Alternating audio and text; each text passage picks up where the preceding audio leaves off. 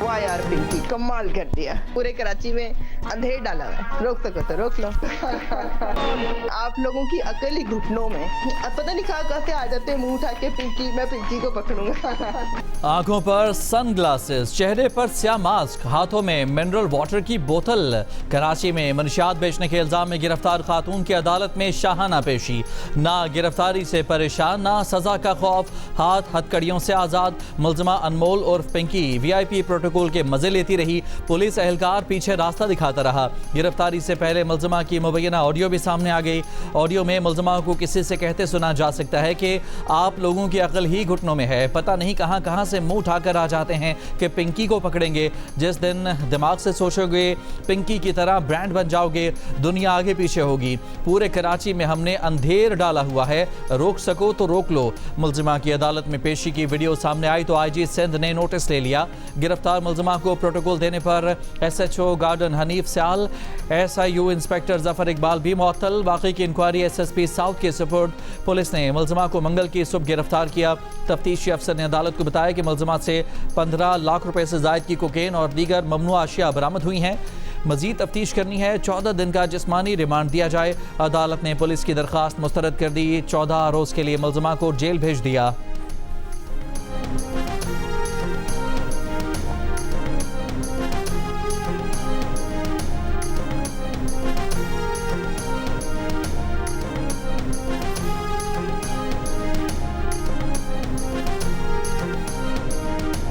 Only a 75-year-old woman like this. ये तरीका है मैडम।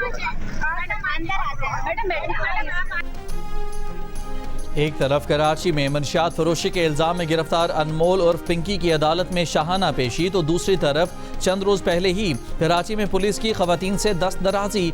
अवाम के हुकूक की आवाज़ उठाने वाली औरत मार्च की रहनुमा शीमा किरमानी और उनकी साथियों को कराची प्रेस क्लब के बाहर से पुलिस ने बगैर किसी इल्जाम के गिरफ्तार किया। बुजुर्ग खवातीन को धक्के दिए, जबरदस्ती गाड़ी में बिठाया गया। तो दूसरी तरफ आज मनशियात फरोशी की मुलजिमा को अदालत में स्पेशल प्रोटोकॉल कई सवालात उठाता है। जियो न्यूज से गुफ्तगू करते हुए वज़ीर दाखिला सिंध ज़िया लंजार का कहना है कि मुलजिमा अनमोल और पिंकी की इस तरह अदालत में पेशी अफसोसनाक है। मुलजिमा क्रिमिनल है, इस पर कई केसेस हैं।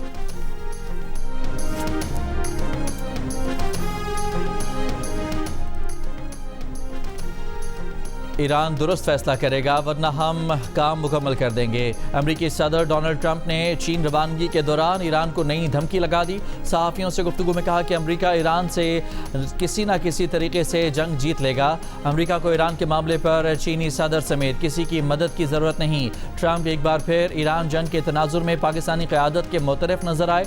बोले पाकिस्तान मुज़ाकराती अमल में शानदार रहा।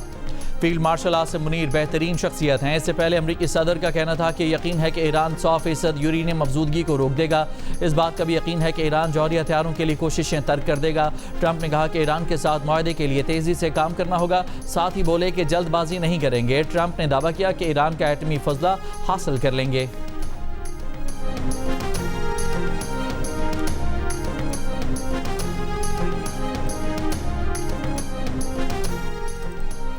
कोई नया हमला हुआ तो यूरेनियम की मफजूदगी 90% तक पहुंचाई जा सकती है। ईरान ने भी अमेरिका को खबरदार कर दिया।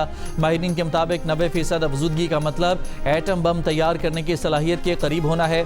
ईरानी पार्लियामेंट के स्पीकर बाकर गालिबाफ के मुताबिक अमेरिका के पास ईरानी तजावीज़ कबूल करने के सिवा कोई और रास्ता नहीं।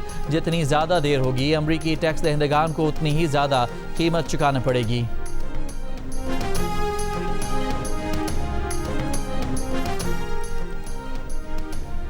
नायब वज़ीर आज़म इसहाक़ डार का चीनी वज़ीर ख़ारजा से टेलीफोनिक रब्ता। तर्जुमान दफ्तर ख़ारजा का कहना है कि दोनों ममालिक के ख़ित्ते में पायदार अमन और इस्तेहकाम के लिए सफारती कोशिशें जारी रखने पर इतफ़ाक़ हुआ है। आबनाए हुर्मुज़ में मामूल की बहरी आमदोरफ्त यकीनी बनाने की अहमियत पर जोर। ईरान और अमरीका के दरमियान रवाबित में सहूलतकारी की कोशिशों पर भी गुफ्तगू की गई। चीनी वज़ीर ख़ारजा का पाकिस्तान के तामीरी सालिसी किरदार को सराहने का आदा। पाकिस्तान ने ईरानी तैयारों की अपने हवाई अड्डे पर मौजूदगी से मुतालिक CBS न्यूज़ की रिपोर्ट गुमराह कुन करार देकर मुस्तरद कर दी। तर्जुमान दफ्तर खारजा ने कहा कि ऐसी क़यास आराई का मकसद इलाक़ाई इस्तेहकाम और अमन के लिए जारी कोशिशों को नुकसान पहुँचाना है। इस्लामाबाद मुज़ाकरात के इब्तदाई दौर के दौरान ईरान और अमरीका से कई तैयारे पाकिस्तान पहुँचे थे। कुछ हवाई जहाज़ और इमदादी एहलकार दोबारा मुतवक्का मुज़ाकरात के लिए पाकिस्तान में मौजूद रहे। अगरचा बाज़ाब्ता मुज़ाकरात अभी तक दोबारा शुरू नहीं हुए, लेकिन आला सतह के सिफारती तबादले जारी हैं। इसी तनाजुर में ईरानी वज़ीर ख़ारजा के दौरे इस्लामाबाद को मौजूदा लॉजिस्टिक और इंतज़ामी अमूर के ज़रिए सहूलत फराहम की गई। इस वक्त पाकिस्तान में मौजूद ईरानी तैयारा जंग बंदी की मुद्दत के दौरान पहुँचा। ईरानी तैयारे का किसी फौजी हंगामी सूरत हाल या तहफ़्फ़ुज़ के इंतज़ामात से कोई ताल्लुक़ नहीं। पाकिस्तान ने हमेशा गैर जानिबदार सहूलतकार का किरदार अदा किया है। पाकिस्तान कशीदगी में कमी के लिए मुखलिसाना कोशिशों की हिमायत जारी रखेगा।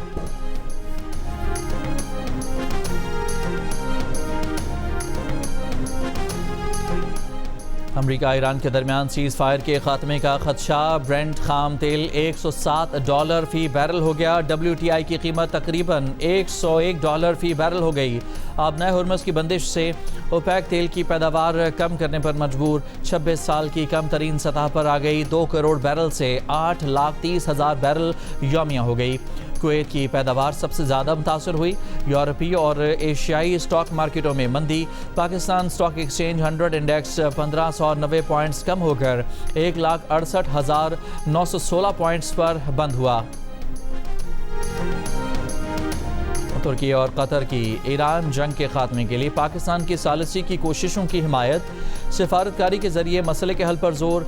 कतरी वज़ीर आज़म और तुर्क वज़ीर ख़ारजा की दोहा में मुलाकात। मुश्तरका कॉन्फ्रेंस में कहा कि ईरान जंग के खात्मे के लिए बैकडोर मुज़ाकरात को जारी रखना चाहिए। कतर खिते में अमन की बहाली के लिए खलीजी रियासतों के साथ मुशावरत जारी रखेगा। तुर्क वज़ीर ख़ारजा ने कहा कि ईरान जंग में आबना हुर्मुज़ को बतौर हथियार इस्तेमाल नहीं किया जाना चाहिए।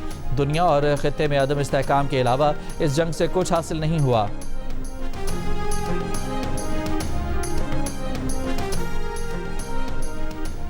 अमरीकी सदर डोनाल्ड ट्रंप ने पीर की रात ट्रुथ सोशल पर 50 से ज़ायद पोस्ट कर दी। देरी ना शिकवे दोहराए। सियासी मुखालिफिन के खिलाफ बेबुनियाद साजिशी नज़रियात गढ़े। ट्रंप ने AI से बनी जो तस्वीर पोस्ट की उनमें ईरानी जहाज़ों और समुद्री कश्तियों को निशाना बनाते देखा गया। डॉलर पर ट्रंप की तस्वीर छपी दिखाई गई। एक और तस्वीर में साबिक अमरीकी सदूर बराक ओबामा और जो बाइडन को गंदे पानी के जोहड़ में डूबे हुए दिखाई दिया। ट्रंप ने तस्वीरों के साथ जुमाइनी जुमले भी लिखे। सोशल मीडिया सार्फिन ने अजीब व गरीब पोस्टें शेयर करने पर अमरीकी सदर को आड़े हाथों ले लिया। एक सारिफ ने लिखा कि चीन रवानगी से पहले ट्रंप सोशल मीडिया पर इंतहाई पागलपन वाली बातें शेयर कर रहे हैं।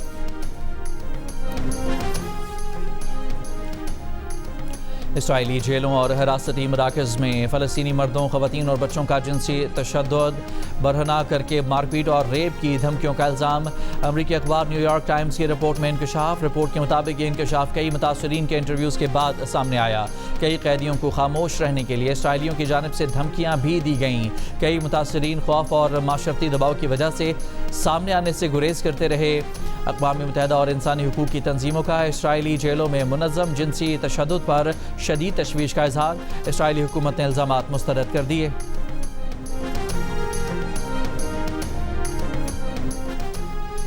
वफाकी आईनी अदालत ने कराची में रहायशी प्लॉटों की कैटेगरी कमर्शियल में तब्दील करने की पाबंदी का फैसला वापस ले लिया। जस्टिस आमिर फारूक ने रिमार्क्स में कहा कि पार्क्स, अस्पतालों, खेल के मैदानों समेत अवामी मकामात की कैटेगरी तब्दील नहीं हो सकेगी। सिंध बिल्डिंग कंट्रोल अथॉरिटी समेत कई इदारे के काम में मुदाखलत नहीं करेंगे। जस्टिस आमिर फारूक ने मजीद कहा कि सुप्रीम कोर्ट का साबिका फैसला किसी इदारे की कानूनी कार्रवाई में रुकावट नहीं बनेगा, जबकि तवक्को है कि टाउन प्लानिंग के इदारे नेकनियती से काम करेंगे।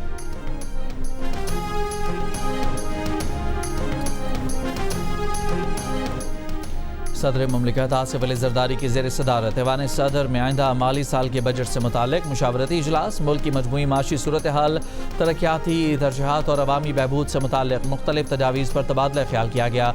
सदर मुमलिकत ने आइंदा माली साल के बजट में अवामी फलाह, माशरती इस्तेहकाम और कमज़ोर तबकात को रिलीफ की फराहमी पर जोर दिया। इजलास में चेयरमैन पीपल्स पार्टी बिलावल भुट्टो जरदारी, वज़ीर आला सिंध मुराद अली शाह और वफाकी वज़ीर ख़जाना मोहम्मद औरंगज़ेब समेत दीगर शरीक थे।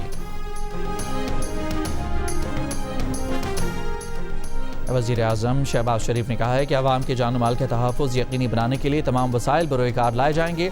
अमन व अमान की सूरत हाल और वज़ारत दाखिला के अमूर पर इजलास में वज़ीर आज़म ने कानून नाफिज करने वाले इदारों में करप्शन की ज़ीरो टॉलरेंस पॉलिसी पर सख्ती से अमल दरामद की हिदायत की। वज़ीर दाखिला ने इजलास को FIA, इस्लामाबाद पुलिस, वज़ीर दाखिला की NCCIA, FCCDA और वज़ारत दाखिला के मातहत दीगर इदारों की कारकर्दगी पर ब्रीफिंग दी। वज़ीर आज़म की ज़ेर सदारत मुल्क में ग़ज़ाई तहफ़्फ़ुज़ और खाद के ज़ख़ायर की सूरत हाल पर इजलास में वज़ीर आज़म की किसानों को बर वक्त खाद की फराहमी हर सूरत यकीनी बनाने की हिदायत। वज़ीर आज़म से बलोचिस्तान से ताल्लुक़ रखने वाले सीनियर सियासतदानों ने भी मुलाकात की। वज़ीर आज़म ने कहा कि बलोचिस्तान की तरक्की और खुशहाली और सूबे के अवाम की फलाह बहबूद हमारी अवलीन तरजीह है।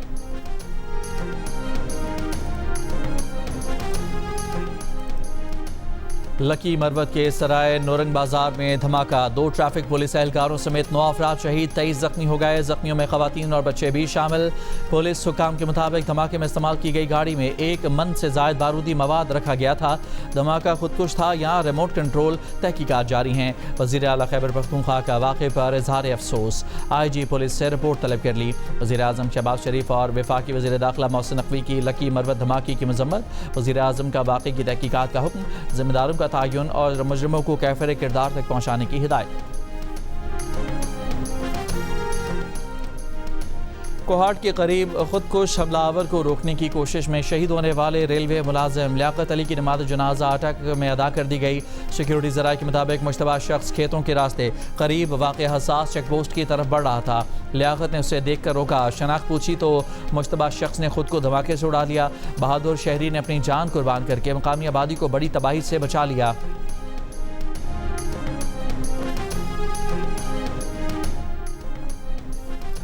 बन्नू में नामालूम मुल्ज़िमान ने पुल को बारूदी मवाद से उड़ा दिया। पुल मज़ाफ़ाती इलाकों को शहर से मिलाता था। RPO बन्नू के मुताबिक नामालूम अफराद ने पुल के नीचे बारूदी मवाद नस्ब किया था। इलाके में सर्च ऑपरेशन शुरू कर दिया गया।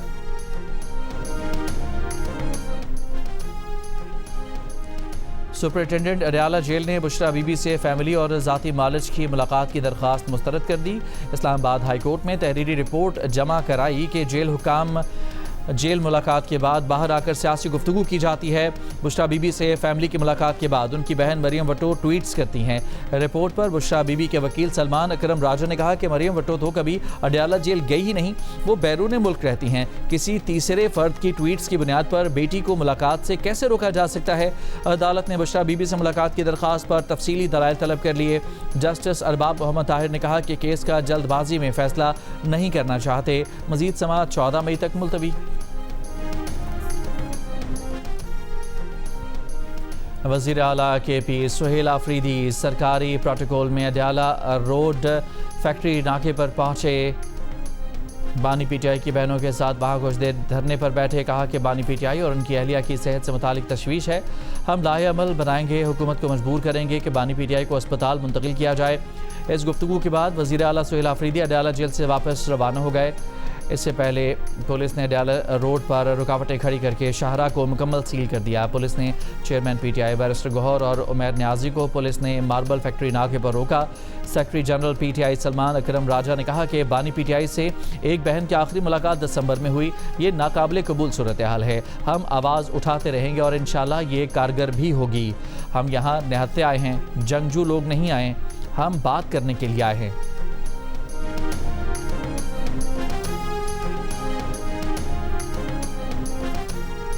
वज़ीर आज़म के मुशीर राना सनाउल्लाह ने कहा है कि बानी PTI का मुस्तकबिल उनके अपने हाथों में है। बानी PTI ने सियासत नहीं बल्कि हमेशा महाजराई की है। बानी PTI इस वक्त जहां मौजूद हैं इसका कोई और नहीं बल्कि उनका अपना अंदाज ज़िम्मेदार है। अगर बानी PTI सियासतदान हैं तो उनको मशवरा है कि वो सियासत करें। सियासी लीडर उस रास्ते से अपने आप को आगे नहीं बढ़ा सकता। ढाका टेस्ट में बांग्लादेश ने पाकिस्तान को 104 रन से हरा दिया। 268 रन के ताक़ुब में पाकिस्तानी बैटिंग लाइन रेत की दीवार साबित हुई। पूरी टीम 163 रन बनाकर आउट हो गई। पहला टेस्ट खेलने वाले अब्दुल्ला फजल के सिवा कोई बैटर बांग्लादेशी बॉलर्स के सामने ना टिक सका। अब्दुल्ला ने सबसे ज़्यादा 66 रन बनाए। नाहिद राना ने 5 विकेटें हासिल की। 2 टेस्ट की सीरीज़ में बांग्लादेश को 1-0 की बढ़तरी मिल गई।